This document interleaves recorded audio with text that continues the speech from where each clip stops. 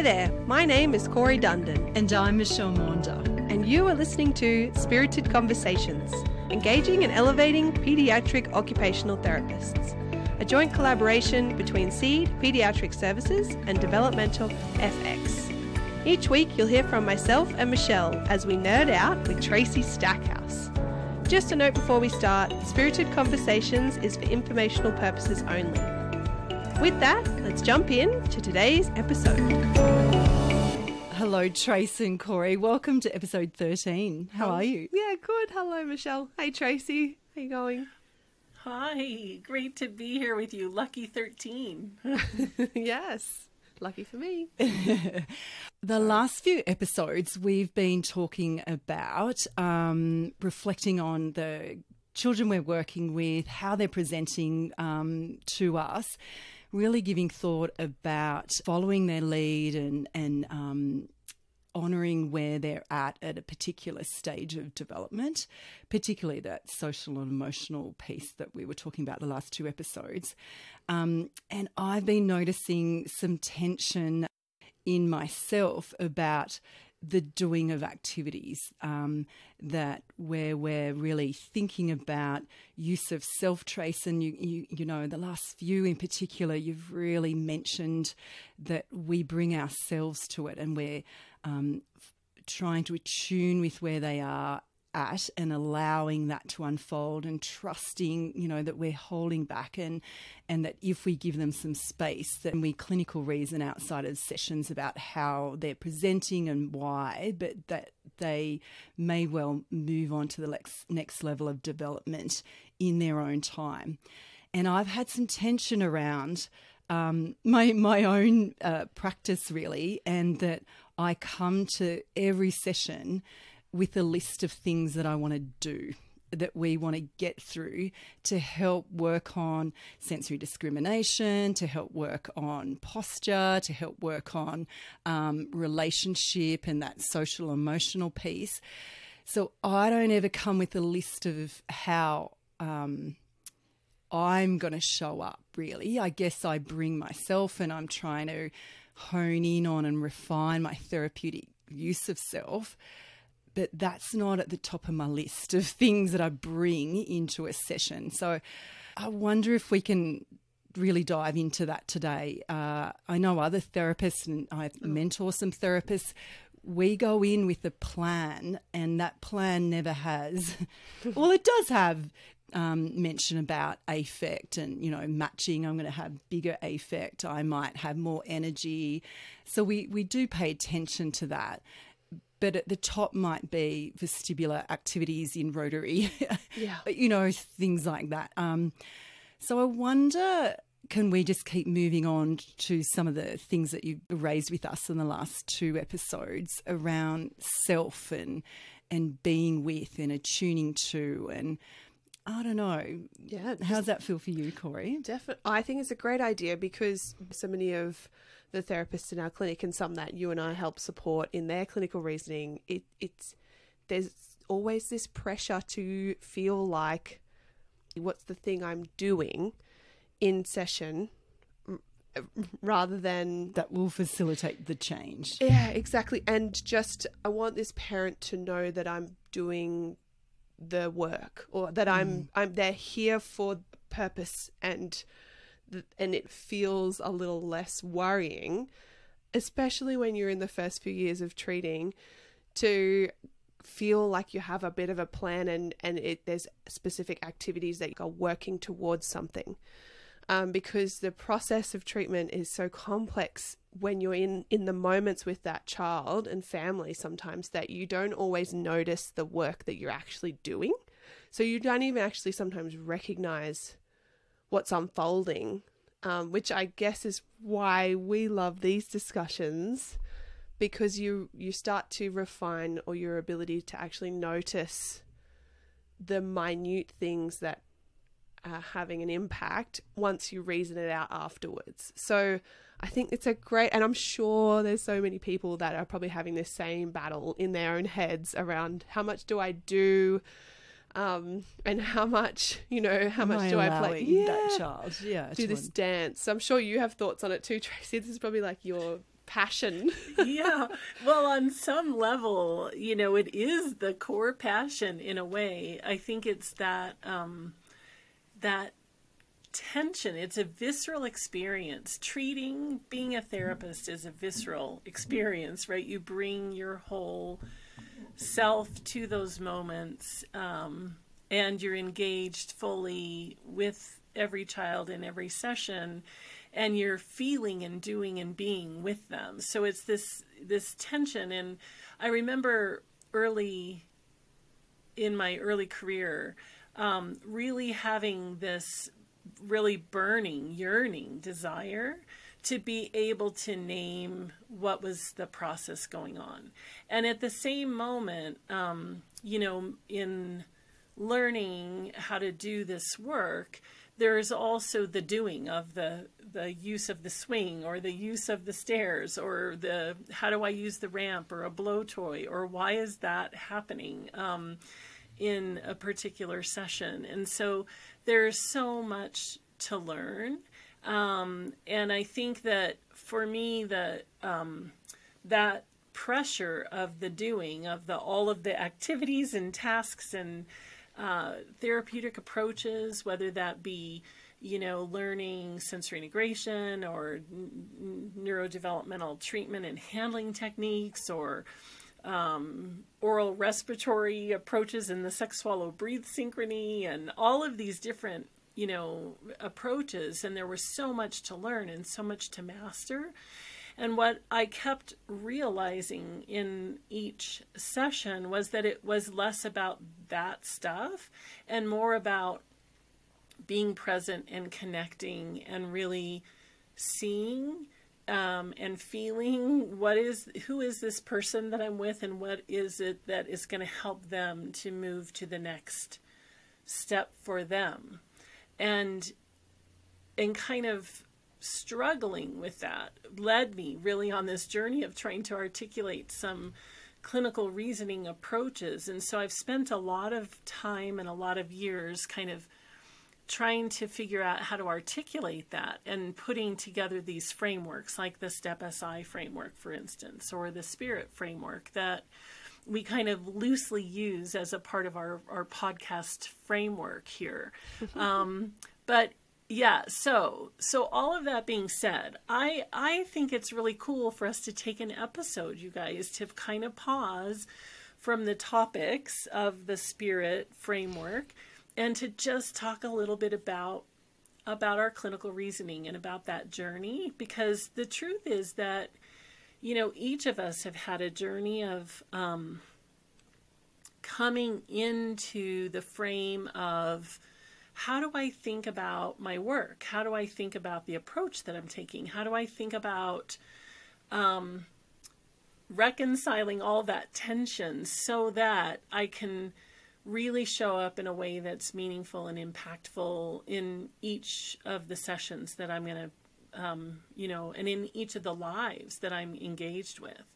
And so I kind of think it's cool for us to kind of pause and think about that, because like you said, I think the folks who are listening to this podcast, that each of them have had that same struggle, and they're on that same journey, just like we are.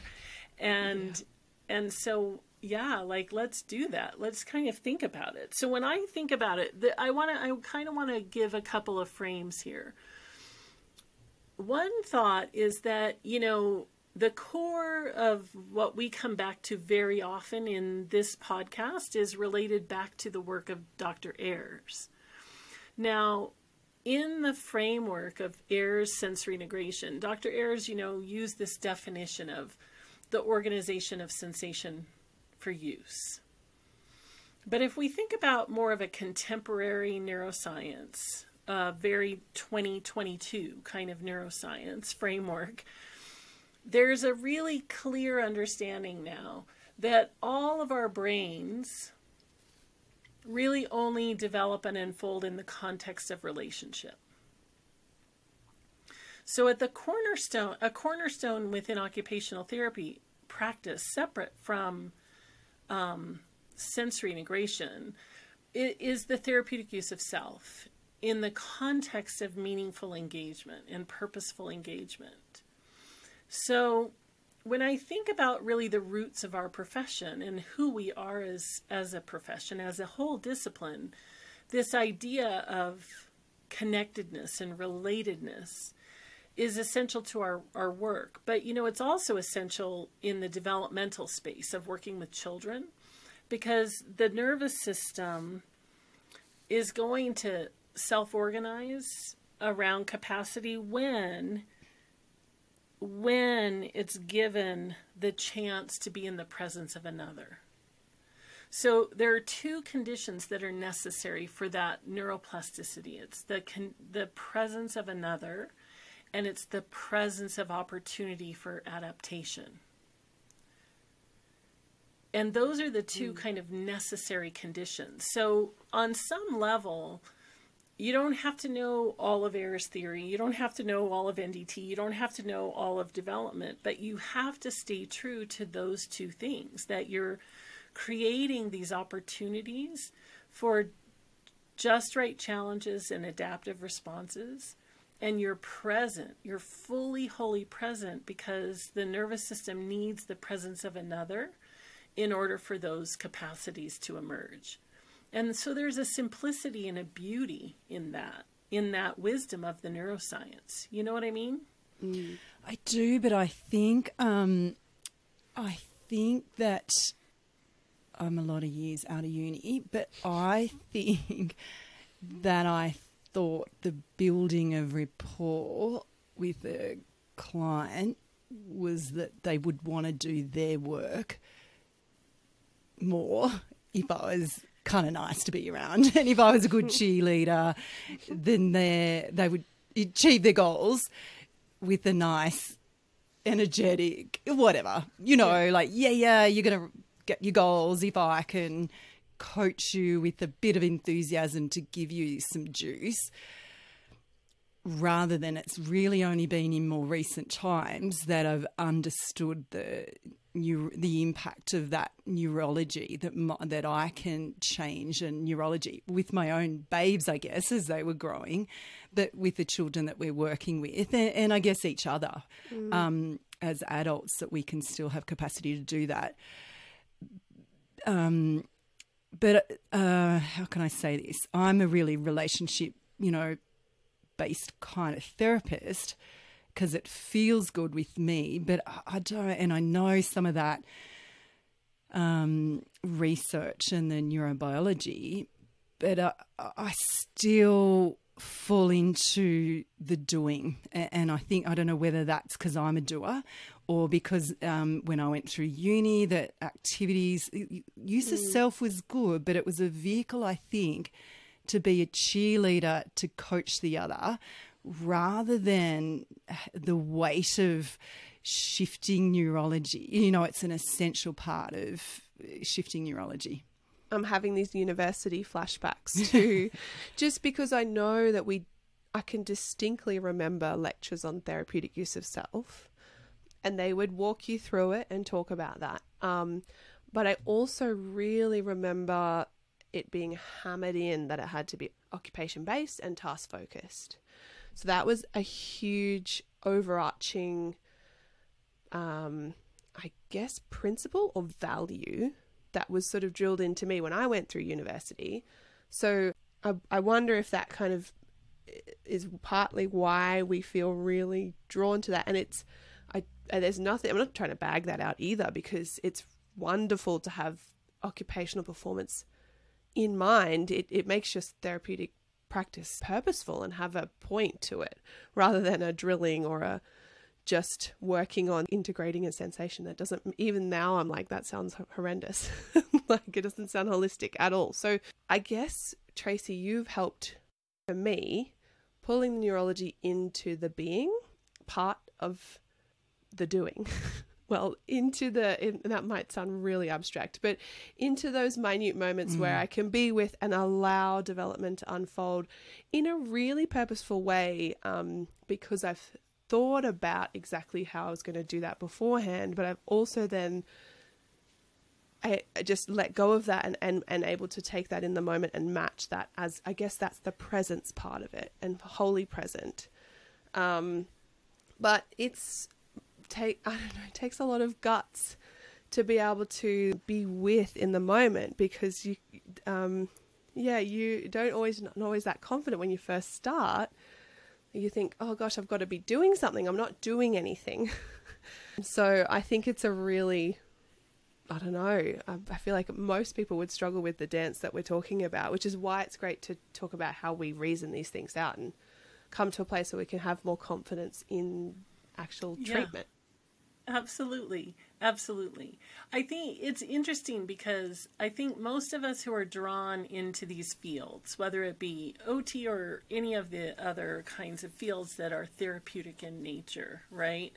There's this idea of rapport, but it's so much deeper than rapport, right? Rapport is that trusting, respectful, I see you, we're going to mutually be engaged in a process here together, and I'm going to work really hard to help you feel that I'm on your team and I'm with you, and I'm going to help you to feel understood and to be moved forward. But there's something deeper than rapport when we talk about attunement and connection and connectedness, and how when I'm with you and I see that you're struggling, I don't necessarily have to shift something right away. I might need to just notice, what is that? Where is that struggle coming from? That is that because it's just frustrating for you because you don't quite have the motoric skill for that, or because you just don't have the attentional space for that, or there's something about it that is challenging on a, whatever the demand level is happening. And if I just try to fix that for you, that isn't necessarily the thing that you need. What you might need is for me to really notice it, or, just make a minor adjustment, or try to make a task adjustment, or an environmental adjustment, or an attitude adjustment, or something like that.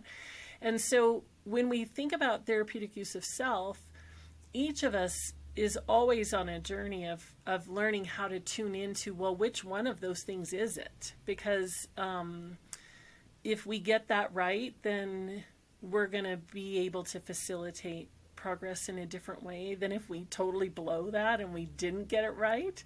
And so there's this kind of mindset that's involved in our treatment where we're really super tuning into the qualities of performance in the other that allow us to kind of have like a lens into what is it? What is the ease?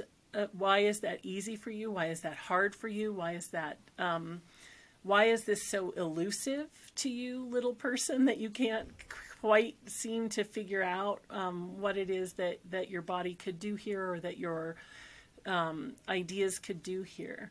And so in that mindset, what we're doing is we're really super tuning in to a very deep level. And in that, we're not making a decision for the other person, but we're helping to craft what could be possible. So that's a lot of work, and it is brave work. I think it's really takes a suspending of eagerness. And I think in the last couple of episodes, a couple times, Michelle, you talked about that greediness that we have for, like, come on, let's do more. Let's have you accomplish this thing. And, that's a beautiful goal to facilitate progress. But it's also a lovely thing to realize that sometimes if you just take a breath and allow for the mistakes to happen, for the repetition to happen, or whatever is occurring, to just proceed and kind of learn from it together, that there's a lot that happens there.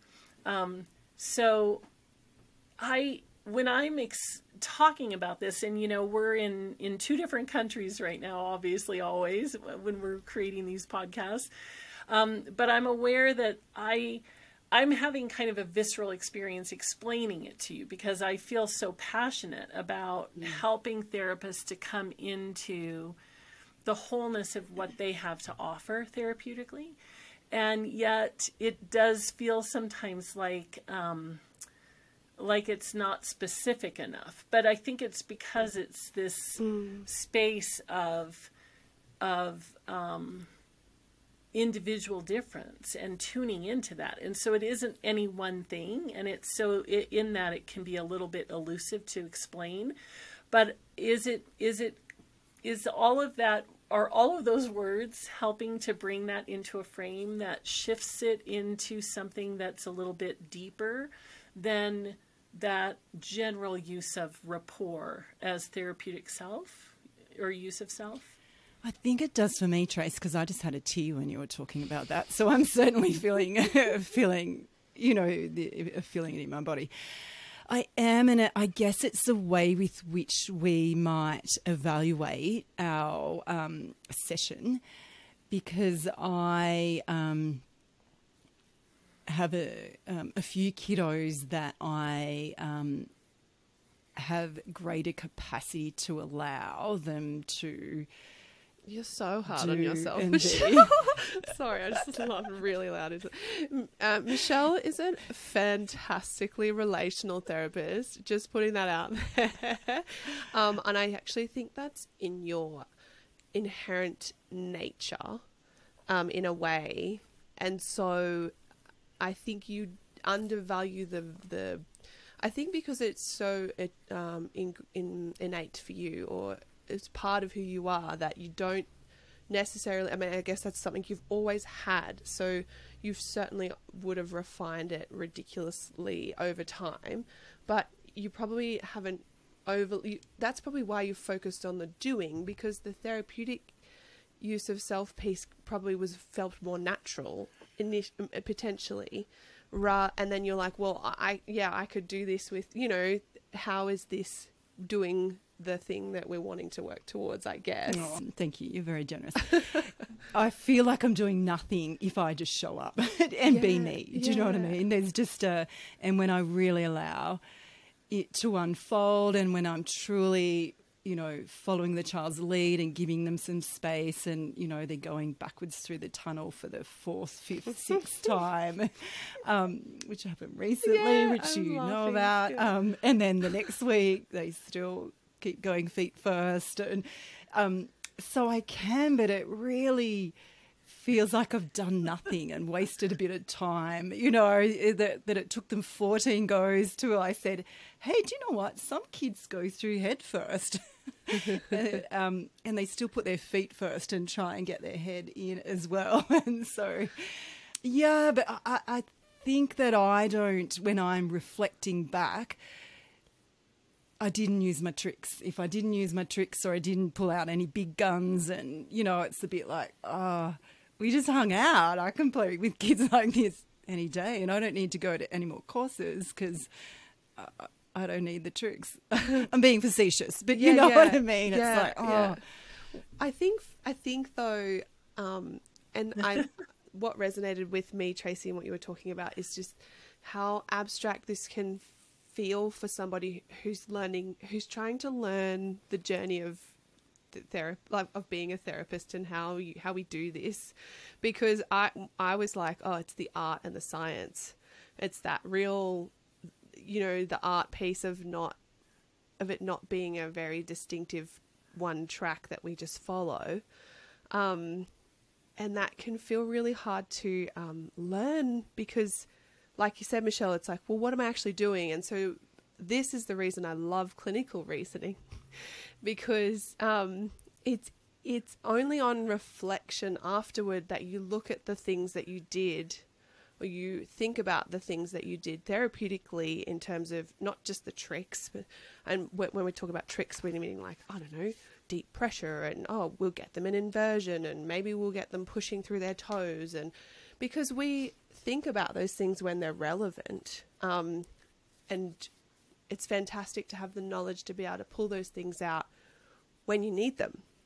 and see them be effective embedded in something bigger than just pushing through toes or just deep pressure. Or so they're so helpful when you want to tug on those bits of knowledge that you have, and you can pull them in and put them in place for when you need it. It's fantastic, but it's only on reflection of thinking about what you did and how you did it in the moment that you realize how much impact you as the individual being with and allowing actually has the effect, because you don't realize it until afterwards.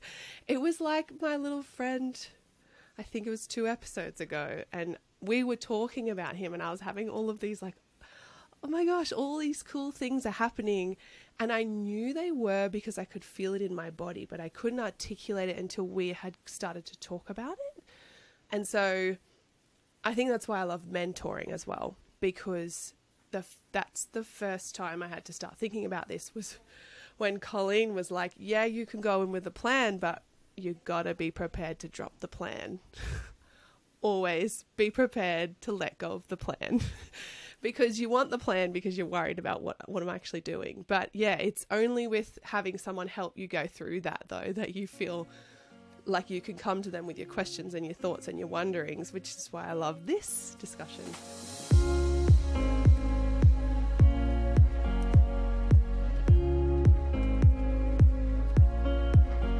I think it's so powerful and so brave. And I think it's worth championing that, getting to clinical reasoning and finding reflective practice is where those insights are going to often come from, and where you do kind of realize that it is always the both of the doing and the being together. That's really what occupation is, right? And so upon reflection, I think you identify those pieces. So let's think about it in a reverse way. Many of us have learned therapeutic approaches, these therapeutic protocols and sort of rules of the road, or particular activities that are real powerhouse activities that we might employ for a variety of different purposes. And we could pick any one of them, but I'm thinking about whether it be a particular sex, swallow, breathe activity that becomes very prototypically seen in lots of therapy clinics, or helping a child to activate their core in a certain way, or maybe helping a child to find and land their body through a therapeutic use of pressure or something like that. So we could list hundreds of these different things we may do in a clinical situation. But when you learn those approaches, it always feels a little bit artificial. Like I'm learning how to use a ball to put percussion into a child's, core in order to activate their abdominal muscles or their respiratory pattern or something like that. And when you're first learning it, it almost feels mechanical and artificial. And you can't wait until you get to utilize those approaches with 1 or 2 or 3 kids and sink into the settled space of your authentic therapeutic use of self with that strategy. And suddenly then you own it in a different way, and you never use it again in a really protocolized way, because you've now taken ownership of it in a way that infuses it into the relationship, into your you-ness, and how you bring that to the we-ness of the therapy setting. And so in that's part of the journey. We have to learn the things to do, but the journey doesn't end with the what do I do?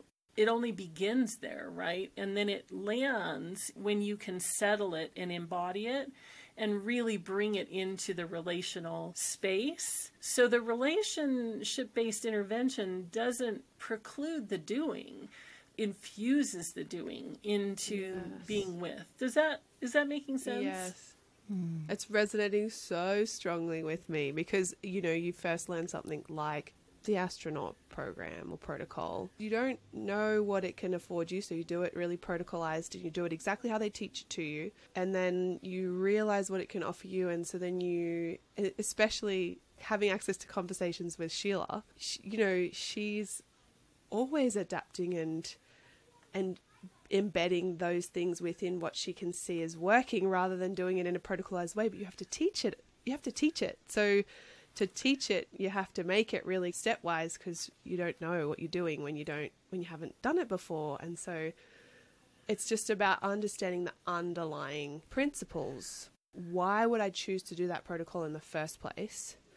And if I understand the mechanisms of what I'm trying to get out of the protocol, then I can let go of the protocoliness and I can see the opportunity to embed it in the flavor of what's juicy and fun to the child.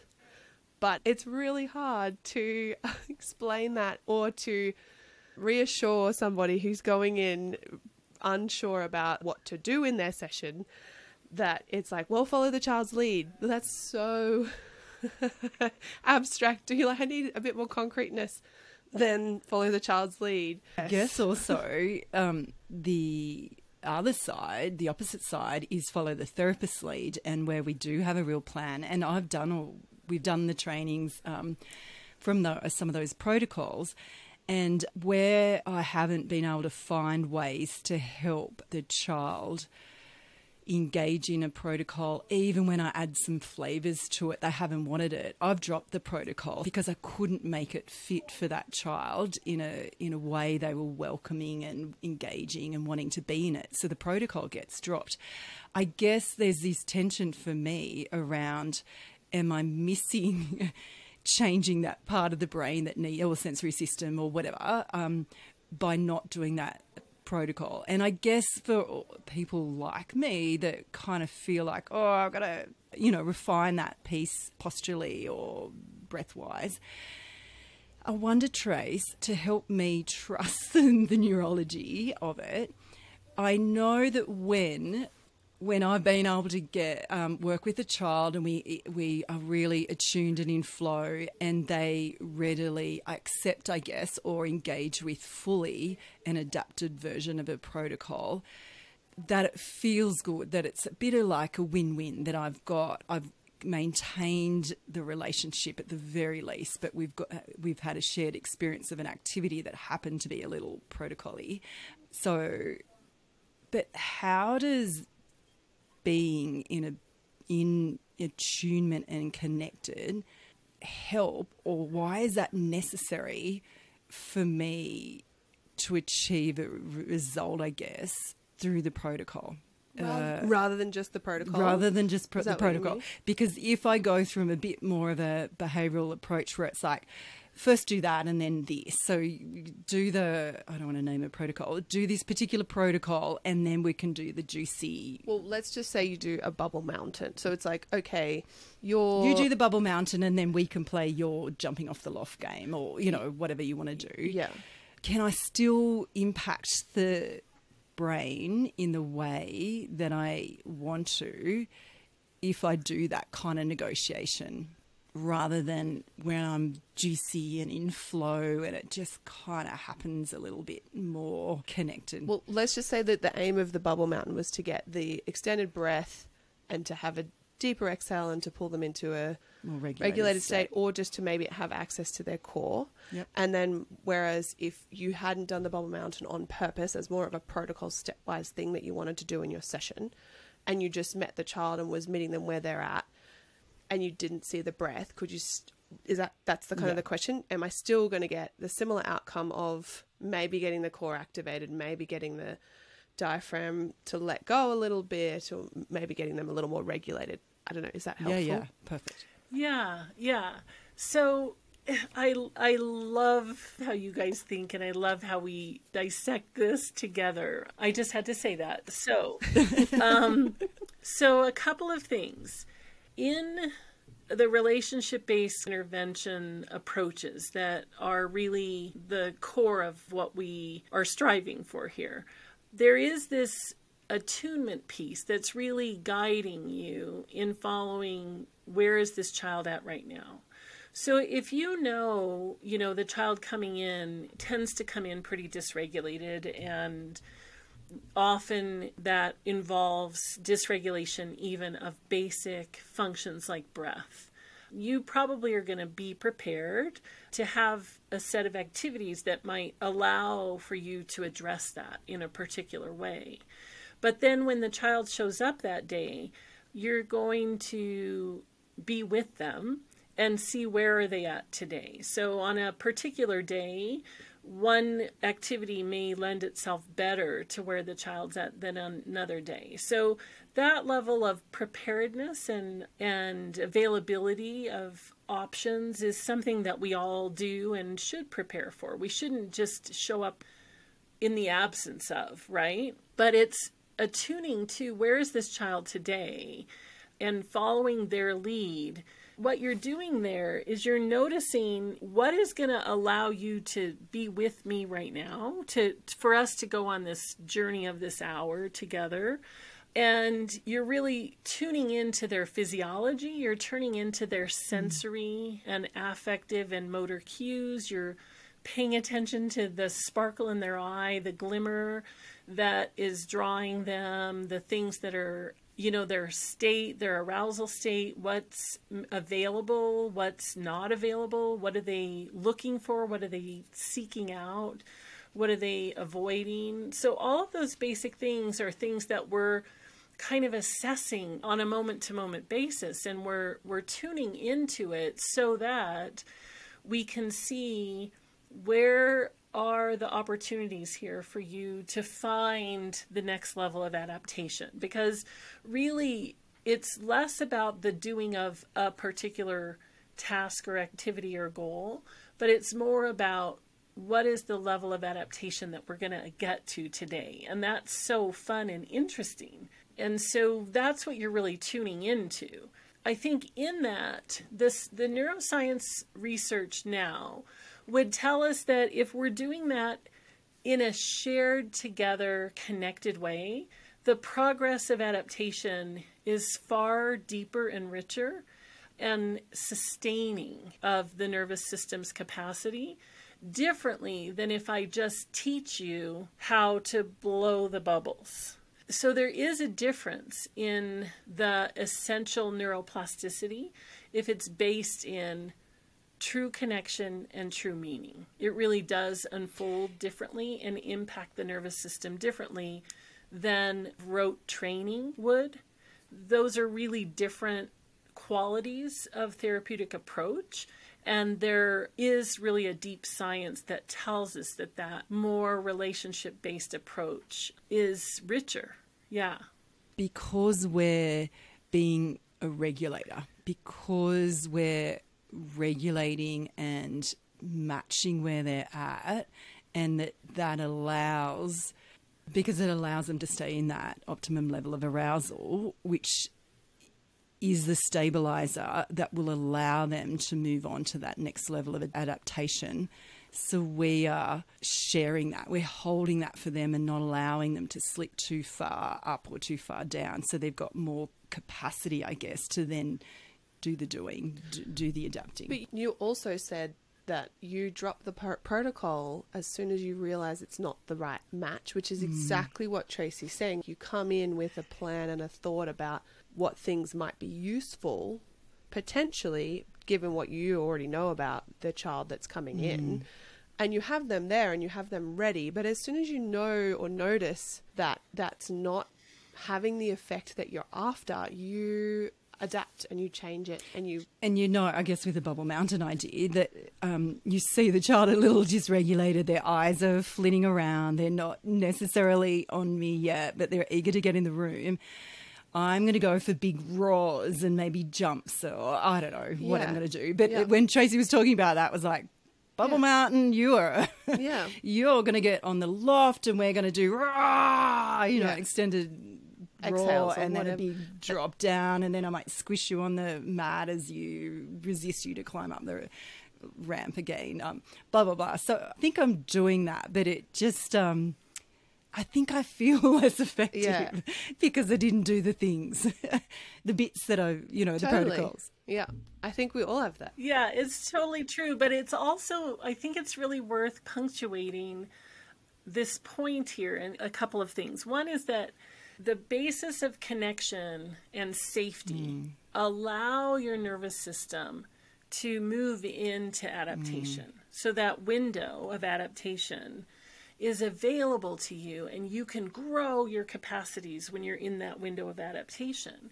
So the foundation of that is really this felt sense of safety and a felt sense of connection.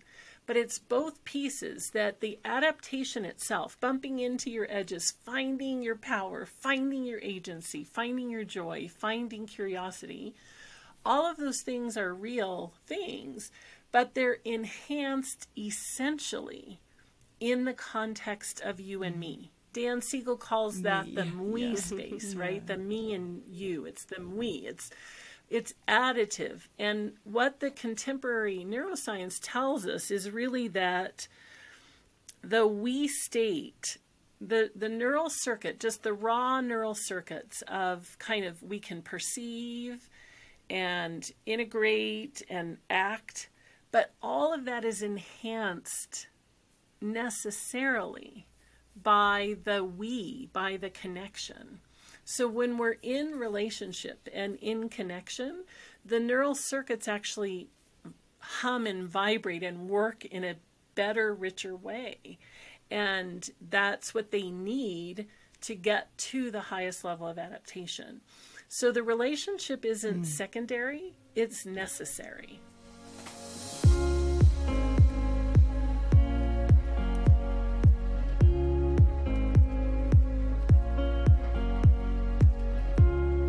So all of this is really making me think, how did I personally start to move from this activity-based doing when I first started treating? Because you have to start somewhere, and you start often by imitating what other people are doing and just kind of doing it and not really understanding exactly why, but it seems to be helpful, to more of this attuned pulling knowledge and approaches into moments with children as I needed them. I guess it's just super strongly reinforcing how lucky I've been in having fantastic mentors and the ability to fine-tune my clinical reasoning, because that's the piece that has allowed me to have a really robust reflective practice. And I'm driven towards understanding, and it's in the reflection that I've been able to find a greater capacity to understand what is going on. And I want the neurology and I want all of that to lay on top of what is going on. And so that's kind of been such a fun thing for me to have. And I know the spirit model has also been amazing for me in that way, Tracy, because there is such depth to this. And it can feel overwhelming, but I wonder if you could just even talk a little bit about how you've come to the model, or just the steps that drew you to that, and how I know that's like a 30-hour discussion probably, but just some of the pieces that might be helpful for people, even just to take away to start to think about it. And you don't even need the model per se or the training in the model to think about these things that are kind of central to what we're discussing. Yeah. So we've been talking so much today about this vitality affect in a way. It's this felt experience of who we are and how we establish this grounded, embodied sense of, I'm here for you, I see your journey, I'm going to walk this with you, and we're going to understand each other and move forward. And in that, there are a lot of words that we're using there that relate back to the core elements that were drawn to develop the spirit model. So those are the sensory and affective and motor elements. So in the work that Dr. Stanley Greenspan has done around the developing of the DIR model, the Developmental Individual Differences Relationship-Based Approach model, within his work, he talked about how when people were struggling with the development of their capacities, especially social emotional capacities, that very often there was some difficulty with sensory or affective or motor processing that was kind of at the core of why some of that developmental unfolding wasn't happening. And so in the study of that model that I've spent a lot of years learning and reading and trying to understand, I had a chance to treat a couple of kids with Dr. Greenspan, and that was really eye-opening. And just hearing him talk about sensory and affective and motor processing, what I realized was that in our domain, we actually have a pretty deep understanding of sensory and motor processing that allowed us to enrich that understanding. But the affective piece that's kind of in the middle of that is something that I felt like from my OT tradition, I didn't have quite as much depth of knowing and really had to seek it out. And then in the basic neuroscience, there's this kind of idea of a vitality affect, or sometimes what people talk about as a bias, right? There's a valence or a tipping point or a biasing function that happens in the nervous system. And it happens really at a very basic chemical level, but then it happens in the neural circuits. And it's really particularly active in the affective processes. And so the valence-based affective system, the A system, is often thought about as this big driver of the way that we function as humans. I've heard Brené Brown recently talk about how, it doesn't matter ever what's happening in your world. Your emotions are always in the driver's seat. And so in some ways, affect and that driver's seat of the valence is really, really foundational for us to understand and to get our heads around. So in the spirit model, what happened was I just spent a lot of time thinking about the basic processing of sensation and affective biasing and motor processing, and started to realize that there were these relatively lower and higher routes of each of those that were contributing to the way that our capacities unfold, and that it gave us a convention to really start to be able to figure out the whys of what's going on for a person, and that leads us to the what. So for clinical reasoning, if we can get to the why, the what becomes far more evident.